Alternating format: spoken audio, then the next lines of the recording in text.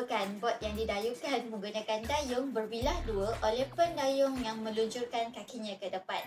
Kayak pada asalnya hanya digunakan sebagai pengangkutan air, tetapi telah digunakan juga sebagai suatu peralatan yang penting dalam sukan kayak. Sukan kayak telah mula diperkembangkan pada tahun 1886 oleh Persatuan Kaum British. Sejak itu, sukan kayak mula berkembang ke serata dunia, termasuklah Malaysia. Seterusnya, peralatan asas kayak. Dalam aktiviti berkayak ini, peralatan asas yang digunakan ialah kayak itu sendiri. Pemilihan jenis kayak bergantung kepada jenis aktiviti yang ingin dijalankan dan mengikut saiz badan. Kedua, pedal ataupun pedayung digunakan untuk melancarkan lagi pergerakan dayungan. Yang ketiga, peralatan keselamatan seperti buoyancy aid dan juga jaket keselamatan yang akan mengapurkan kita di dalam air. Seterusnya adalah mengenai anatomi kayak. Sebagaimana fizikal manusia, kayak mempunyai bahagian-bahagian yang penting dalam menentukan prestasinya. Secara amnya, semua kayak mempunyai bahagian-bahagian dan fungsinya yang tertentu, namun berbeza dari segi saiz, bahan binaan dan bentuknya. Salah satu bahagian yang berada pada kayak adalah bow and stern atau dikenali sebagai haluan dan botan. Berfungsi untuk memotong air dan memecahkan ombak selain menjadi panduan arah tujuan kayak. Kil berfungsi untuk membelah arus dan bertindak sebagai kemudi yang membolehkan sesebuah kayak itu bergerak lurus dan cepat. Deadline berfungsi sebagai tali untuk menyelamat, menunda, mengikat alatan dan mengikat kayak.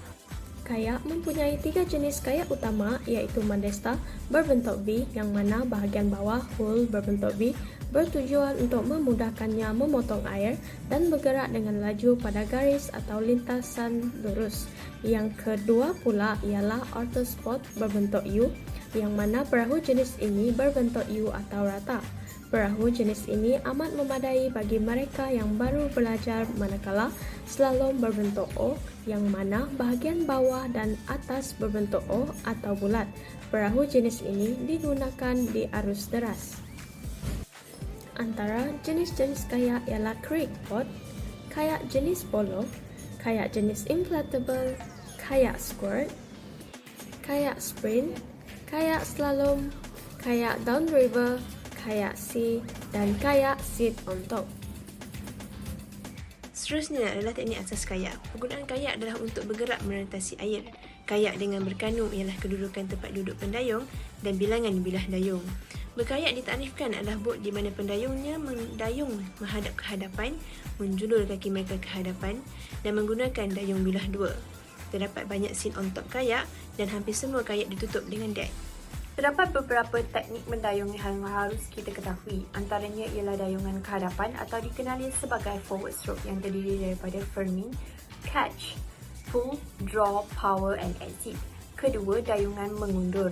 Ketiga, dayungan asas berhenti.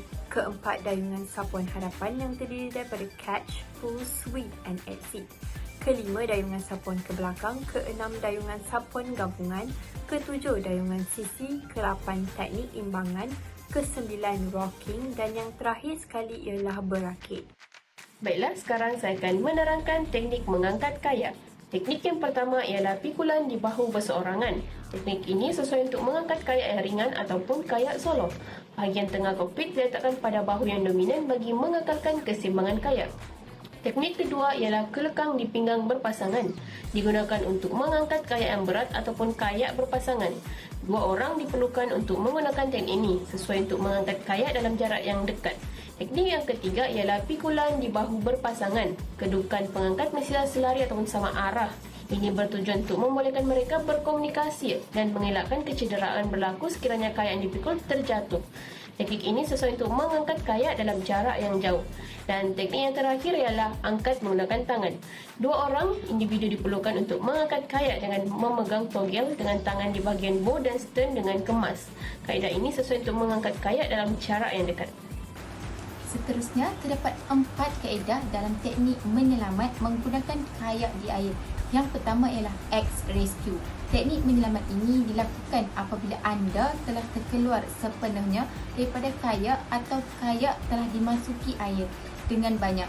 Yang kedua ialah Sideways Rescue. Teknik ini dilakukan jika kayak yang ingin diselamatkan mengandungi terlalu banyak air, amat berat dan sukar untuk diselamatkan. Dan yang ketiga ialah H-Rescue.